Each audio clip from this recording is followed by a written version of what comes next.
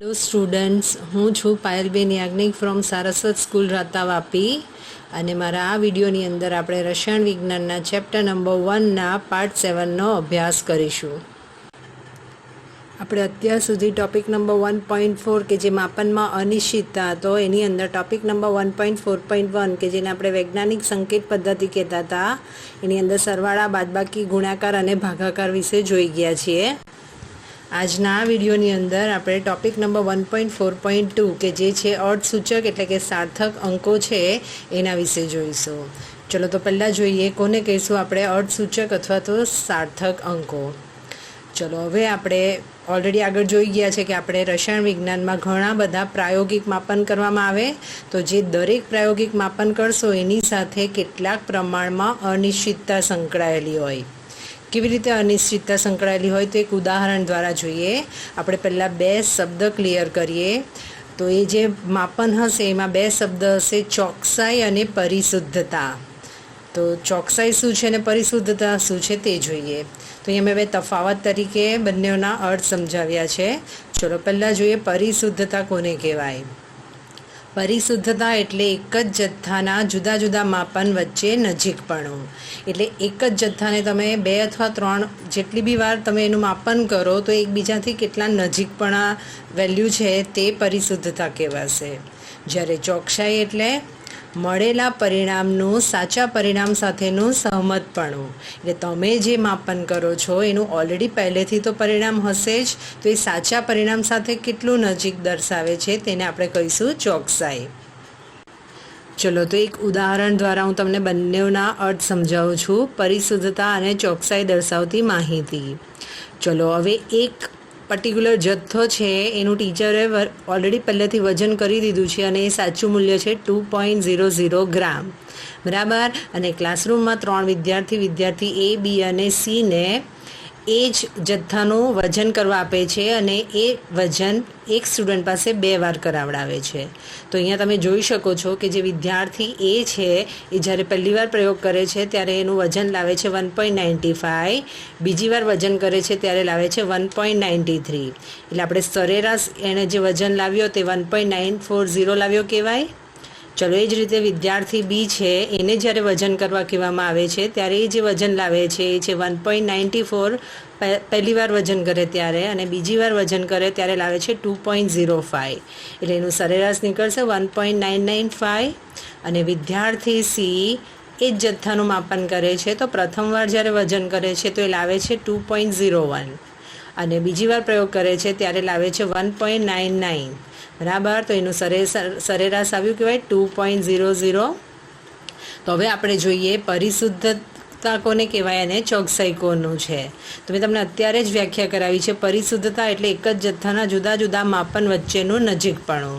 તમે અહીંયા નજીકપણું તો જોઈ શકો છો, 1.95 અને 1.93 નજીક છે. એટલે વિદ્યાર્થી એ પરિશુદ્ધ તો છે. અને ચોકસાઈ એટલે એવું કીધેલું હતું કે મળેલું પરિણામ સાચા પરિણામ સાથે કેટલું નજીક છે. તો અહીંયા એનું સરેરાશ આવ્યું 1.940, જ્યારે આપણું સાચું પરિણામ હતું 2.00. એટલે એના કરતાં એમાં તફાવત આવ્યો. તો વિદ્યાર્થી એ માટે એવું કહેવાય પરિશુદ્ધ છે, પરંતુ તેણે જે માપન કર્યું છે એ ચોક્કસ નથી. હવે તમને આઈડિયા આવી જ ગઈ હશે. ચલો વિદ્યાર્થી બી જોઈએ. તો પહેલું એનું માપનનું વેલ્યુ હતી 1.94 અને 2.05, એટલે ખૂબ જ વધારે તફાવત આવ્યો. એટલે આપણે એવું કહી શકીએ કે તે પરિશુદ્ધ નથી. અને એનું સરેરાશ પણ આવ્યું 1.995, તો એ ઓલરેડી સાચા મૂલ્ય કરતાં ખૂબ જ અલગ છે. એટલે કે વિદ્યાર્થી બીએ માપન કર્યું તે પરિશુદ્ધ પણ નથી અને ચોક્કસ પણ નથી. એ જ રીતે વિદ્યાર્થી સીનું જુઓ. તો એનું પહેલું હતું માપ 2.01 અને 1.99, તો બંનેની નજીકની વેલ્યુ આવી. એટલે વિદ્યાર્થી સીનું માપન જે છે પરિશુદ્ધ કહેવાય અને એનું સરેરાશ આવ્યું 2.000. એટલે કે તે સાચા મૂલ્ય જેટલું જ નજીક આવ્યું. એટલે એવું કહેવાય છે કે તે ચોક્કસ છે. તો ક્લિયર થઈ ગયું પરિશુદ્ધતા અને ચોકસાઈ. ચલો હવે જોઈએ અર્થસૂચક અંક કેવી રીતે નક્કી કરવાના. તો પ્રાયોગિક કે ગણતરી કરેલા મૂલ્યમાં રહેલી અનિશ્ચિતતા અર્થસૂચક અંકોની સંખ્યા દ્વારા આપણે દર્શાવીએ છીએ અને આ અનિશ્ચિતતાનો નિર્દેશ કેટલાક અંક લખીને કરવામાં આવે, જેની અંદરનો છેલ્લો અંક જે હશે તે અનિશ્ચિત હશે. કેવી રીતે? તો દાખલા તરીકે એક માપન છે 11.2 મિલીલીટર, બરાબર. તો જે પણ આ વસ્તુનું માપન કરશે એમાં 11 તો નિશ્ચિત હશે કે એમાં કોઈ ભૂલ નહીં હશે, પરંતુ પોઈન્ટ પછીનો જે ડિજિટ હશે 2 ml, બરાબર, એ માપન કરનાર વ્યક્તિની કુશળતા પર આધાર રાખશે. એટલે કે આમાં કોઈ ભૂલ નહીં આવશે, પણ પોઈન્ટ 2ની અંદર અનિશ્ચિતતા આવશે, ±1 જેટલી અનિશ્ચિતતા આવી શકે, માટે છેલ્લો અંક જે હશે તે અનિશ્ચિત હશે. ચલો તો આપણે અર્થસૂચક અંક કેવી રીતે નક્કી કરવાના તે જોઈએ. ચલો, અર્થસૂચક સંખ્યા નક્કી કરવાના કેટલાક નિયમ છે જે તમારે યાદ રાખવા પડશે. એનો પહેલો નિયમ છે, શૂન્ય સિવાયના કોઈ પણ અંક હશે એ બધા જ અર્થસૂચક અંક દર્શાવશે. કેવી રીતે? તો દાખલા તરીકે મેં બે ઉદાહરણ લખ્યા છે. 285, તો એમાં 3 આંકડા આવ્યા, એનો મતલબ એમ કે આની અંદર અર્થસૂચક સંખ્યા છે 3. એ જ રીતે બીજું ઉદાહરણ છે 0.25. હવે મેં તમને કીધું છે શૂન્ય સિવાયના, તો આની અંદર અર્થસૂચક અંક કેટલા આવશે? 2 આવશે. ચલો, પોઈન્ટ પહેલાંના શૂન્ય માટે શું છે તો એ બીજા નિયમમાં જોઈએ. તો બીજો નિયમ એવું કહે છે કે શૂન્ય સિવાયના અંકની આગળનો જો શૂન્ય હોય તો તે અર્થસૂચક અંક તરીકે ગણતરીમાં લેવાતો નથી. એટલે કે અહીંયા જુઓ 0.03 છે, બરાબર. તો આ શૂન્યને આપણે ગણતરીમાં નથી લેવાનો, માટે એની અંદર અર્થસૂચક અંક આવ્યો 1. એવું જ બીજું ઉદાહરણ છે 0.0052. તો આ 0ને આપણે ગણતરીમાં નથી લેવાનો, માટે તેની અર્થસૂચક સંખ્યા આવી 2. ત્રીજો નિયમ એવું કહે છે કે જો શૂન્ય બે અંકોની વચ્ચે આવતો હોય તો તેને અર્થસૂચક અંક તરીકે ગણતરીમાં લેવો. દાખલા તરીકે અહીંયા ઉદાહરણ છે 2.005, બરાબર, 2 અંકોની વચ્ચે આવ્યો, તો આની અંદર અર્થસૂચક અંકોની સંખ્યા આવી 4. એની આગળનું ઉદાહરણ, દશાંશ ચિહ્નની જમણી બાજુએ જો શૂન્ય આવેલો હોય તો તેને અર્થસૂચક અંક તરીકે ગણતરીમાં લેવો. દાખલા તરીકે 0.200, આ જમણી બાજુ 0 આવ્યો છે તો એને ગણતરીમાં લેવાનો છે, માટે તેમાં અર્થસૂચક અંકની સંખ્યા આવશે 3. ચલો, ચોથો નિયમ એવું કહે છે કે ચોક્કસ અંકને અનંત સંખ્યામાં અર્થસૂચક અંકો હોય છે. કેવી રીતે? તો અહીંયા 2 ઉદાહરણ લખ્યા છે. દાખલા તરીકે 2 દડા, 20 ઈંડા. ચલો, 2 દડાની જગ્યાએ તમે 2.0000 દડા બોલો અથવા 20.000 બોલો તો એના મિનિંગમાં કોઈ ફરક નહીં પડે. તો આવું જ્યારે ઉદાહરણ હશે તો તેમાં અર્થસૂચક સંખ્યા કેવી આવશે? અનંત. અને લાસ્ટ 5મો નિયમ એવું કહે છે કે જ્યારે તમે વૈજ્ઞાનિક અંક પદ્ધતિથી કોઈ અંકને બતાવો તો 1 થી 10ની વચ્ચે જે અંક આવશે તે બધા જ અર્થસૂચક અંક તરીકે લેવાશે. દાખલા તરીકે અહીંયા ઉદાહરણ લખ્યું છે 4.01 × 10⁻³ તો આ જે આંકડા હશે તે અર્થસૂચક સંખ્યામાં આવશે, તો એની સંખ્યા આવશે 3, કારણ કે અહીંયા જે શૂન્ય છે 2 દશાંશ ચિહ્નની 2 અંકોની વચ્ચે છે, એટલે અર્થસૂચક અંક છે, તો આનો જવાબ આવશે 3. સ્ટુડન્ટ, તો તમે જે ગણતરી કરીને જવાબ લાવશો એમાં દશાંશ ચિહ્ન પછી કેટલા અંક બતાવવાના એ તમને કન્ફ્યુઝન હોય છે, બરાબર. તો આપણે અર્થસૂચક અંકના આધારે તમને ખ્યાલ આવશે કે તમારે મેક્સિમમ દશાંશ ચિહ્ન પછી કેટલા અંક બતાવવાના હોય છે. તો આપણે સરવાળો, બાદબાકી, ગુણાકાર, ભાગાકાર જોઈ ગયા, તો તેનું અર્થસૂચક અંક દ્વારા નિરૂપણ જોઈએ. સરવાળા બાદબાકીમાં સેમ છે, તો આપણે સરવાળાનું ઉદાહરણથી જોઈએ. તો એમાં તમને 3 અંકોના સરવાળા કરેલા દેખાય છે. ચલો, એની અંદર આમાં 4 અર્થસૂચક સંખ્યા છે, આમાં 3 છે અને આમાં 4 છે, બરાબર. તો તમારો જે જવાબ આવે છે 31.222, એનું નિરૂપણ કેવી રીતે કરવાનું? તો તમારે યાદ રાખવું પડશે કે જે પરિણામ મળે એમાં મળતા અંકો, જે તમે અંકોનો સરવાળો કરો છો એના દશાંશ ચિહ્નની જમણી બાજુના અંક કરતાં વધારે હોઈ શકે નહીં. ચલો, તો અહીંયા આગળ 3 અર્થસૂચક સંખ્યા દેખાય છે પોઈન્ટ પછી. અહીંયા 1 છે ને અહીંયા 2, એટલે કે નાનામાં નાની સંખ્યા અર્થસૂચક સંખ્યા કેટલી આવી? દશાંશ ચિહ્ન પછી 1 આવી. તો આપણા જવાબમાં આપણે મેક્સિમમ 1 દશાંશ ચિહ્ન પછીનો અંક બતાવી શકીએ. તો આપણે જવાબને જ્યારે લખશું તો આપણો આન્સર આવશે 31.2, બરાબર. તો મૂળ જે જમણી બાજુનો અંક છે એના કરતાં વધારે ના હોવો જોઈએ. તો આ રીતે નિરૂપણ થઈ જાય. ચલો, હવે અહીંયા ગુણાકાર જોઈએ. તો 2.5નો 1.25 સાથેનો ગુણાકાર દેખાય છે, એનો જવાબ આવે છે 3.125. ચલો આની અંદર 2 અર્ધસૂચક સંખ્યા છે અને આમાં 3 અર્ધસૂચક સંખ્યા છે. આમાં દશાંશ ચિહ્ન પછી 2 અંક છે અને આમાં દશાંશ ચિહ્ન પછી જમણી બાજુ 1 અંક છે. એટલે આપણે મેક્સિમમ જવાબની અંદર 1 ડિજિટ સુધી લખી શકીએ.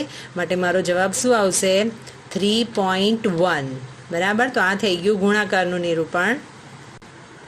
ચલો એ જ રીતે ભાગાકારમાં જોઈએ. અહીંયા ગાડી જે ભાગાકાર છે 4.2211 ને તમારે ભાગ્યા 3.76 કરવાનું છે. તો આની અંદર તમને 5 અર્ધસૂચક સંખ્યા દેખાય. આની અંદર કેટલી અર્ધસૂચક સંખ્યા છે? 3. અને આની અંદર દશાંશ ચિહ્ન પછી 2 અર્ધસૂચક અંકો આવ્યા. એટલે તમે જે જવાબ લાવશો એ હશે 1.122263. પણ એની અંદર તમારે મેક્સિમમ તમે જમણી બાજુ 2 ડિજિટ સુધી જ બતાવી શકો. માટે મારો આન્સર આવશે 1.12. ખ્યાલ આવી ગયો બધાને કેવી રીતે ગુણાકાર ભાગાકાર થાય? ચલો હજુ પણ તમારે આપેલા અંકને સીમિત કરવું હોય, એટલે કે રાઉન્ડ ફિગરમાં ફેરવવું હોય તો કેવી રીતે ફેરવવાનું તે આપણે જોઈએ. આપણા આવેલા જવાબને રાઉન્ડ ફિગરમાં એટલે કે સીમિત રીતે દર્શાવવા માટે મેં કેટલાક ઉદાહરણ લઈને તમને સમજાવ્યા છે. પહેલું ઉદાહરણ છે 1.386, બીજું છે 4.334, ત્રીજું છે 6.35 અને લાસ્ટ ઉદાહરણ છે 6.25. બરાબર. આગળ મેં તમને શીખવાડ્યું છે કે જે લાસ્ટ અંક હશે એ અનિશ્ચિત હશે, એટલે કે ફિક્સ નહીં હોય. એટલે આપણે શું કરશું? એને સીમિત રીતે દર્શાવશું. હવે સીમિત રીતે તમે દર્શાવશો તો તમારો જે અનિશ્ચિત આંક છે એ ક્યાં તો 5 કરતાં મોટો હશે, અથવા તો 5 કરતાં નાનો હશે, અથવા તો 5 હશે. તો તમારે એના આધારે એને રાઉન્ડ ફિગરમાં ચેન્જ કરવાનું છે. કેવી રીતે ચેન્જ કરવાનું તે જોઈએ. તો આપણો જે અનિશ્ચિત આંક છે એની આગળનો અંક, એટલે અહીંયા ગાડી 8 છે અને અહીંયા ગાડી 3 છે, એ જો લેસ ધેન 5 હોય તો તમારે એનો એ જ આંક લખવાનો છે. પણ જો એ આંક ગ્રેટર ધેન 5 હોય તો તેની આગળના અંકને તમારે 1 અંક વધારી દેવાનું છે. કેવી રીતે? તો આપણે પહેલું ઉદાહરણ હતું 1.386. 6 અનિશ્ચિત હતું. ચલો એ ગ્રેટર ધેન 5 આવ્યું. એની આગળ 8 છે, તો ગ્રેટર ધેન 5 હોય તો એની આગળના અંકને આપણે 1 વધારી દેવાનું અંક, એટલે 8નું 9 થઈ જાય.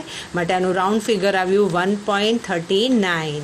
એવું જ બીજું ઉદાહરણ આપણું હતું 4.334. તો અનિશ્ચિત અંક હતો 4, લેસ ધેન 5 આવ્યો, તો એની આગળનો અંક જે હશે એનો એ જ લખવાનો. માટે મારો રાઉન્ડ ફિગર થશે 4.33. ચલો હવે જ્યારે અનિશ્ચિત અંક 5 આવે તો શું કરવાનું? બરાબર. તો જ્યારે અનિશ્ચિત અંક 5 આવે તો તમારે એની આગળનો અંક એકી સંખ્યા છે કે બેકી સંખ્યા છે તે જોવાનું. તો જો તમારો આગળનો આંક જે હશે તે એકી સંખ્યા હોય તો જે એની આગળનો અંક હશે એને 1 અંક વધારી દેવાનો, અને જો બેકી સંખ્યા હોય તો આગળનો અંક એનો એ જ રાખવાનો.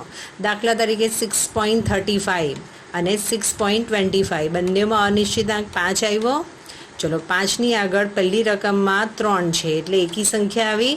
એકી સંખ્યા હોય તો આપણે શું કરીએ છીએ? એ અંકને 1 આગળ ફેરવી દેવાનું. એટલે મારો આન્સર શું થશે? 6.4.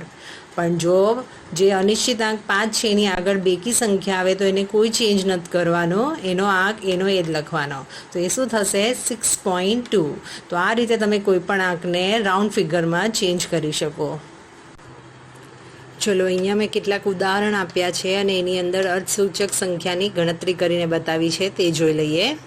પહેલું ઉદાહરણ છે 3.4.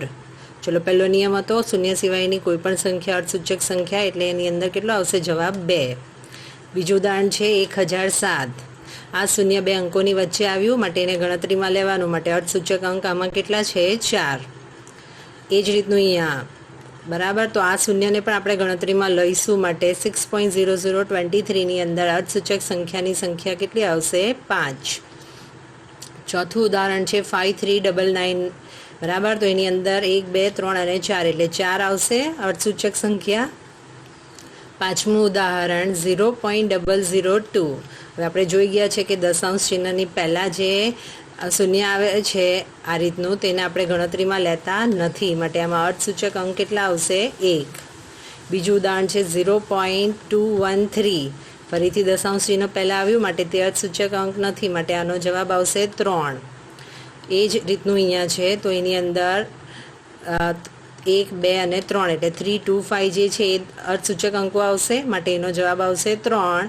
અને લાસ્ટ ઉદાહરણ છે 0.400. હવે આ જે 0 છે એ જમણી તરફ આવ્યું, માટે તેને આપણે દશાંશ ચિહ્નના જે સ્થાન હતા એને આપણે ગણતરીમાં લઈશું અર્થસૂચક અંક તરીકે, માટે આની અંદર અર્થસૂચક સંખ્યાની સંખ્યા કેટલી આવશે? 3.